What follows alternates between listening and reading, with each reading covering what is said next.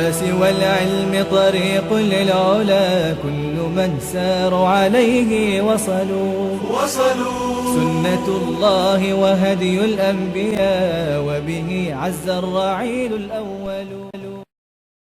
Alhamdulillah, wassalatu wassalamu ala rasulillah. Mga kapatid, assalamualaikum warahmatullah. Muli pagpatuloy natin ang pagbabasa ng librong buhay ng mga sahaba. Sa ngayon po ibabasahin natin ang buhay ng isa sa mga sahaba na nagngangalang Usaid bin al-Hudayr. Tilkal malaikatu kanat tastami'u laka ya Usaid.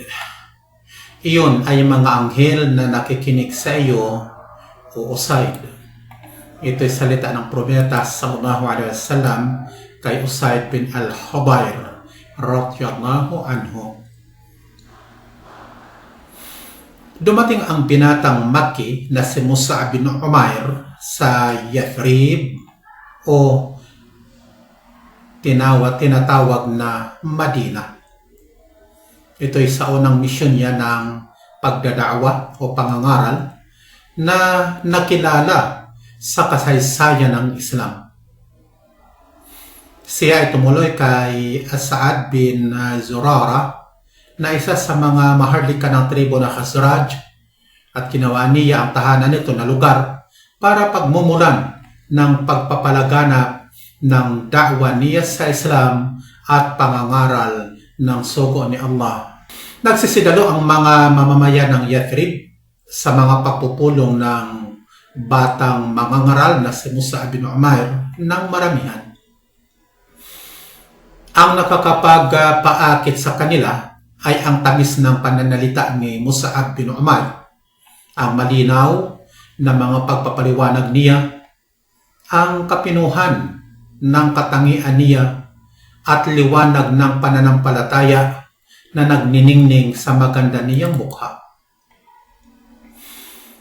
At higit sa lahat ng mga ito na nakakapagpaakit sa kanila ay ang binibigkas niyang ilang bahagi ng Quran sa kanila ng madalas na kabilang sa mga malilinaw na mga ayat sa pamamagitan ng maganda niyang boses na nagpapalambot ng mga puso nilang matitigas at nag-aanyaya ng mga makasalanang luha na kung kaya bago paalis ang bawat isa na dumalo sa pagpupulong ay yumakap na sila ng Islam at umanib na sa batalyon ng iman.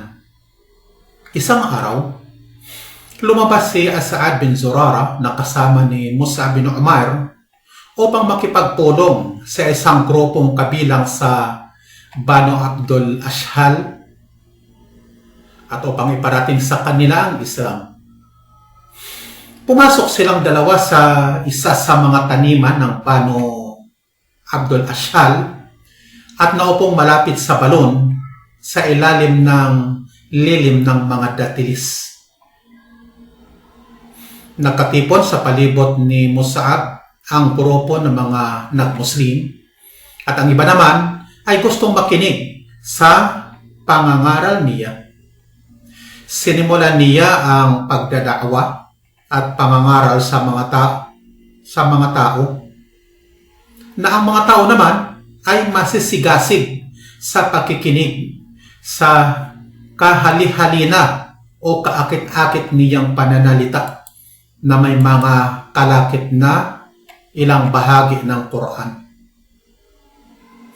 Dumating ang isang taong nagsabi kina Usaid bin al-Hudayr at Sa'ad bin Mu'ad na dalawang maharlika ng lipi ng Aus na ang mga ngaral na nagmula sa Makkah ay tumuloy na malapit sa kanilang mga tahanan at si As'ad bin Zurara ang nagbigay sa kanya ng suporta at lakas ng loob upang magda'wa o mangaral ng Islam. Sinabi ni Sa'ad bin Mu'ad kay Usaid bin al-Hudayr, magaling ka Usaid, puntahan mo ang binatang ito na nagmula sa Makkah na dumating sa mga pamamahay natin upang akitin ang mga mahina sa atin at pulaan ang mga Diyos natin. Pagbawalan mo siya at balaan mo siya na huwag aapak sa mga tahanan natin mula sa araw na ito. Kung hindi lang sana siya panauhin ng pinsan ko na si As'ad bin Zurara na nagtatanggol sa kanya, hindi na kita abalahin sa gawain ito. Kinuha nga ni Usaid ang bayoneta niya at lumakad patungong taniman, at nang makita siya ni As'ad bin Zurara na papalapit, sinabi nito kay Mus'ab bin Umair, Mus'ab, siya ang maharlika at pinuno ng bayan niya, ang pinaka-matalino sa kanila at pinaka-magaling, si Usaid bin al-Hubayr. Kung mag-Muslim siya, susunod na sa pag-Muslim niya ang maraming tao. Kaya manali ka kay Allah at pagbutihin mo ang pamamahayag mo sa kanya ng Islam. Tumayo si Usaid bin al-Hubayr sa harap ng maraming tao at tumingin kay Mus'ab at kasama nito na nagsabi, ano itong dala ninyo sa mga tahanan namin? Inaakit ninyo ang mga mahina sa amin? Umalis kayo sa lugar na ito kung kailangan pa ninyong mabuhay. Humarap si Mus'ab kay Usaid bin al-Hubayr at nagsabi, o maharlika ng bayan, gusto mo rin ba ng kabutihan? At ano naman yan? Tanong nito. Sinabi ni Mus'ab, maupo kang kasama namin at makinig. Kung nagustuhan mo ang sinasabi namin, ay tanggapin mo. At kung hindi mo naman gusto, ay hayaan namin kayo at hindi na kami babalik pa sa inyo.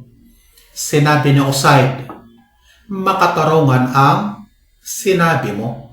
Kaya inilagay niya ang bayoneta niya sa lupa at naupo. Lumapit sa kanya si Mus'ab at sinabi ang katotohanan ng Islam at binabasa sa kanya ang ilang mga talata ng Quran. Siya'y natuwa at nagliwanag ang mukha niya na sinasabi, anong ganda ng sinasabi mong ito, at binibigkas. Ano ang ginagawa ninyo kapag nais ninyong pumasok sa Islam? Sinabi sa kanya ni Mus'ab, maligo ka at linisin ang damit mo at magpatotoo ka o magsyahada ka na walang Diyos o walang ibang Diyos maliban kay Allah at na si Muhammad ay sugo ni Allah, at magdasal ka ng 2 rakaah. Tumayo si Usaid bin al-Hubayr at pumunta sa isang balon at naglinis ng sarili at nagpatotoo na walang ibang Diyos na dapat sambahin maliban lamang kay Allah at na si Muhammad ay alipin ni Allah at sugo niya. At siya ay nagdasal ng 2 rakaah. Mula ng araw na iyon, siya ay naging kaanib ng batalyon ng Islam at naging isa sa mga hinahangaang mandirigmang mga ngabayo at nakabilang sa mga kakaunting maharlika ng tribo ng Aus. Siya ay binigyan ng palayaw ng mga kababayan niya na sakdal o perpekto, at dahil sa katalinuhan niya, maharlikang pinagmulan, dalubhasa sa espada at pagsusulat, dalubhasang mga ngabayo at asentado sa pamamana, siya ay nagbabasa at nagsusulat sa isang lipunang bihira lamang ang marunong bumasa at sumulat. Ang pagmumuslim niya ang naging dahilan sa pagmumuslim din ni Sa'ad bin Mu'adh. At dahil din sa pagmumuslim nilang dalawa, ay nagmuslim ang maraming bilang ng mga tao sa tribo ng Aus. At dahil dito, naging likasan at kanlungan na ang Madina ng sugo ni Allah at naging pundasyon ng dakilang estado ng Islam. Naging matindi ang pagmamahal ni Usaid sa Quran sa simula pa lamang na narinig niya ito kay Mus'ab bin Umair na binibigkas. Tinangkilik niya ang Quran na kagaya sa isang nauuhaw sa bukal ng tubig sa napakainit na araw, at ang Quran na ang pinagtuunan niya na gawain. Siya ay lagi nang nakikita bilang isang mujahid na mandirigma sa daan ni Allah, o kaya ay namimintuho o nag-i'atikaf na nagbabasa ng aklat ni Allah, ang Quran, dahil nga sa pagmamahal niya sa Quran. Kaaya-ayang pakinggan ang boses niya, malinaw ang pagbigkas at maliwanag ang pagsasalita, dahil nga siya ay isang dalubhasa sa lingwahe. Higit na nakakalubod ang pagbabasa niya ng Quran kaysa pagsapit ng gabing mapayapa na nakakatulog ang mga mata at napapanatag ang mga damdamin sa kanyang pagbabasa.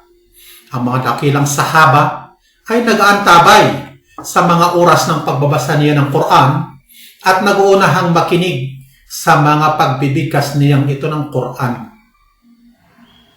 Kinawiwilihan ng mga nasa langit at lupa ang pagbabasa niya ng Quran. Isang hating gabi, habang si Usaid ay nakaupo sa likurang bakuran ng bahay niya at ang anak niyang lalaki na si Yahya ay natutulog sa tabi niya, at ang kabayo niyang inihanda para sa jihad ay nakatali na malapit lamang sa kanya. Ang gabi noon ay mapayapa at ang langit ay maaliwalas at mapanatag na nasisilayan ang lupa ng mga kislap ng mga bituin. Sa gabi ring ito, labis ding ginusto ni Usaid bin al-Khudair na pabanguhan ang mapayapang kapaligiran ng kawili-wili niyang pagbabasa ng Quran. Kaya sinimulan niyang bumigkas sa pamamagitan ng maganda niyang boses. Alif Lam Mim, Dalikal kitabu la rayba fihi hudal muttaqin. Alladhina yu'minuna bil ghaibi wa yuqimuna as-salata wa mimma razaqnahum yunfiqun. والذين يؤمنون بما أنزل إليك وما أنزل من قبلك وبالآخرة هم يوقنون. Alif Lam Mim, ang aklat na ito ay walang alinlangan dito. Isang patnubay ukol sa mga tagapangilag magkasala na mga sumasampalataya sa nakalingid, nagpapanatili sa pagdarasal, at mula sa itinustos namin sa kanila ay gumugugol, na mga sumasampalataya sa binababa sa iyo at sa pinababa bago mo pa, at sa kabilang buhay sila ay nakatitiyak. Ito yung unang mga talata ng Suratul Baqarah 1 hanggang 4. Dahil sa pagbigkas niyang ito, ang kabayo niya ay nag-iikot hanggang sa muntik nang maputol ang tali nito. Kaya siya ay tumigil sa pagbigkas at huminto rin ang kabayo niya sa pag-iikot at napanatag. Ipinagpatuloy naman niya ang pagbabasa ng sunod na talata. Ulaika ala hudam min rabbihim wa ulaika humul muflihun. Ang mga iyon ay nasa patnubay mula sa Panginoon nila, at ang mga iyon ay ang mga magtatagumpay. Nag-iikot na naman ang kabayo niya ng mas matindi pa kaysa dati. Kaya muli na naman siyang huminto sa pagbabasa, at muli na namang huminto din ang kabayo. Inulit-ulit niya ito ng ilang ulit. Tuwing magbibigkas siya ay kumikilos at umiikot ang kabayo, at kapag tumigil siya sa pagbibigas ay humihinto rin ang kabayo. Dahil dito, nangamba siya para sa anak niyang lalaki na baka maapakan ng kabayo. Kaya, pinuntahan niya ito at ginising ang bata. At dito siya nakapagtingala sa langit at nakita niya ang ulap na parang payong na hindi pa nakita ng mata ang kagaya nito. ang kagaya nito kaganda at nakakahalina na parang may mga nakasabit na kagaya sa mga ilawan na pumuno sa kalangitan ng liwanag, at ito ay pumaibabaw hanggang sa nawala na sa kaniyang paningin. Kinaumagahan, pumunta siya sa propeta sallallahu alaihi wasallam at ikinuwento ang pangyayaring nakita niya. At sinabi sa kanya ng propeta, "Tilkal malaikatu kanat tastami'u laka ya Usayd, walau annaka mabaita fi qira'atika laraahan nasu walam tastatiru minhum." Iyon ay mga anghel na nakikinig sa iyo, Usayd.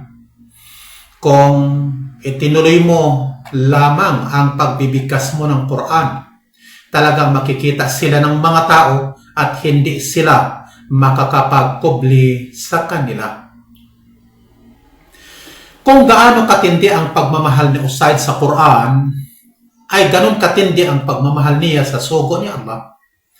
Inilarawan niya ang propeta na sa pagsasalita nito ay napakadalisay, at kapag nagbabasa ng Quran at naghukhutba ay napakalinaw. Madalas niyang pinapangarap na madikit ang katawan niya sa katawan ng propeta, na mayakap niya ito at mahalikan. At nakamit niya ang pagkakataong ito isang araw habang nagsasalita siya sa mga tao ng salitang nagpapatawa sa kanila. Sinunod ng propeta sa pamagitan ng kamay nito ang tagiliran ni Usayd bin al-Hudayr, na nagpapahiwatig na natutuwa din ang propeta sa mga patawan ni Usayd. Sinabi ni Usayd, "Nasaktan mo po ako, sugo ni Allah." Sinabi ng propeta, "Gumanti ka sa akin, O Usayd."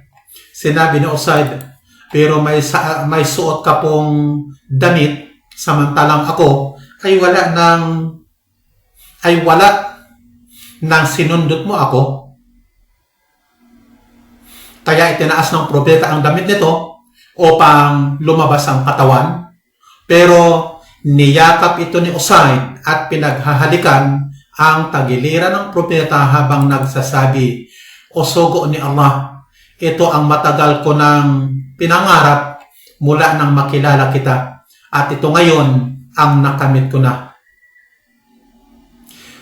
Kahanga-hanga ang pagmamahal ni Usayd sa propeta, at ganun din ang pagmamahal ng propeta kay Usayd, dahil ito ay kabilang sa mga naunang yumakap ng Islam at isa sa mga nagtatanggol sa propeta sa labanan sa Uhud, na nagtamo ng 7 mga nakakamatay na saksak sa katawan sa araw na iyon. Ginagalang ng propeta ang posisyon ni Usayd sa kanyang bayan, na kung kaya kapag namagitan si Usayd para sa sinuman ay tinatanggap ito ng propeta. Inulat minsan ni Usayd na sinasabi, "Pumunta ako sa sugo ni Allah at sinabi sa kanya ang isang pamilyang kabilang sa mga Ansar na naghihirap. Karamihan sa mga miyembro ng pamilyang iyon ay mga babae. Sinabi ng propeta kay Usayd, 'Dumating ka, Usayd, pagkatapos ng ipinamahagi na natin ang lahat na nasa mga kamay natin. Kaya kapag nabalitaan mong may dumating sa atin na yaman, ay ipaalala mo sa amin ang pamilyang iyon.' May dumating nga na yamang nagmula sa Khaybar, kaya ito'y ibinahagi ng propeta sa mga Muslim, at binagyan ito ang mga Ansar at pamilyang iyon na binanggit ni Usayd. Sinabi niya, "Gantimpalaan kanawa ni Allah dahil sa kanila, o propeta ni Allah, ng pinaka mabuting gantimpala." Sinabi ng propeta, "Gayon din sa inyo ng mga Ansar, gantimpalaan nawa kayo ni Allah ng pinakamabuting gantimpala. Sa tagal na pagkakilala ko sa iyo ay wala akong nalaman, maliban lamang sa kalinisan at pagtitiis ninyo. Tunay na darating sa inyo na mga pinunong sakim at hindi makatarungan, na hindi binibigay ang mga karapatan ninyo kapag pumanaw na ako. Magtiis kayo hanggang sa makatagpo ninyo ako. Ang tagpuan ninyo ay ang lawa. Sinabi ni Usaid nang humalili si Umar bin Al-Khattab sa khilafa at nang minsang ibinabahagi niya ang yaman at mga ari-arian, ipinadala niya sa akin ang isang tila na maiksi habang nasa masjid ako. May isang binatang kabilang sa Quraysh ang napadaan sa akin na nakasuot ng damit na mahaba na mula sa parehong tela na pinadala sa akin ni Umar. Habang naglalakad ang binata ay hinihila pa niya ang damit na sumasayad na sa lupa. Kaya binanggit ko sa mga kasama ko ang salita ng propeta. Tunay na darating sa inyo ang mga pinunong sakim at hindi makatarungan, na hindi ibinibigay ang mga karapatan ninyo kapag pumanaw na ako. At sinabi ko, nagsabi ng totoo ang sugo ni Allah. May isang lalaki na pumunta kay Umar at sinabi sa kanya ang sinabi ko. Kaya mabilis na dumating si Umar sa akin habang ako ay nagdadasal at sinabi niya sa akin, magdasal ka muna, Usaid. Nang natapos ko na ang pagdarasal, sinabi niya, ano ang sinabi mo? Kaya sinabi ko sa kanya ang nakita ko at ang sinabi ko. Sinabi niya, patawarin ka nawa ni Allah. Iyon ay tilang pinadala ko sa isang tao na isang Ansari na Badri na Uhudi, ibig sabihin taong nakilahok sa digmaan sa Badr at Uhud. At binili ito ng binatang Qurashi na iyon sa kanya at isinuot. Iniisip mo ba na ito ang sinabi ng propeta sallallahu alaihi wasallam at mangyari sa panahon ko? Sinabi ni Usaid, sumpaman kay Allah o Amirul Mu'minin, naisip ko rin na ito ay hindi sa iyong panahon. Hindi na tumagal ang buhay ni Usaid sapagkat pinili na siya ni Allah na makapiling sa panahon ni Umar. Nalaman ni Umar na may naiwan siyang utang na 4,000 dirham. Kaya ninais ng mga tagapagmana niya na ibenta ang lupa niya. At nang malaman ito ni Umar, sinabi niya, hindi ko hahayaan ang mga anak ng kapatid ko na si Usaid na maghihirap sa mga tao. At kinausap niya ang mga napag-utangan na pumayag naman na bilhin sa kanya ang bunga ng lupa sa loob ng 4 na taon at sa bawat taon ay 1,000. Dito po nagtatapos ang binabasa nating buhay ni Usaid bin Al-Hudayr. So baybayan po ninyo ang sunod nating babasahing buhay ng isa sa mga sahaba na ang pangalan ay Abdullah bin Abbas radhiyallahu anhu. Subhanakallahumma wa bihamdik, nashhadu la ilaha illa ant, nastaghfiruka wa natubu ilaik. Muli mga kapatid, assalamu alaikum wa rahmatullahi wa barakatuh.